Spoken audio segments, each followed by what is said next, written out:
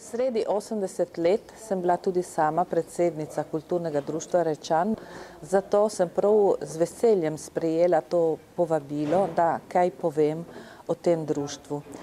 Mislim, da je kulturno društvo pomenilo zelo veliko za razvoj naše skupnosti in ob vsem tem, kar bi lahko poudarili, jaz bi izpostavila predvsem dve karakteristike tega društva.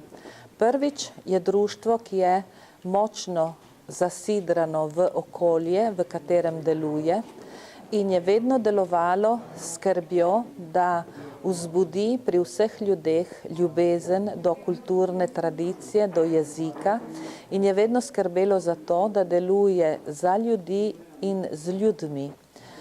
Druga posebnost, da je ob ohranjanju, skrbi za ohranjanje kulturne tradicije, bilo vedno prepričano, da je naša kultura, da je naš jezik živ in če sta živa, potem morata obroditi nove sadove. Zato so kulturni delavci Kulturnega društva Rečan veliko skrbeli za to, da so spodbujali ustvarjalnost naših ljudi. Od tu senjam beneške pjesmi, od tu hrupno srečanje, od tu pobude, kot je V nebu luna plava, kjer prihaja do izraza ustvarjalnost beneških ljudi in tudi bogatstvo beneškega govora.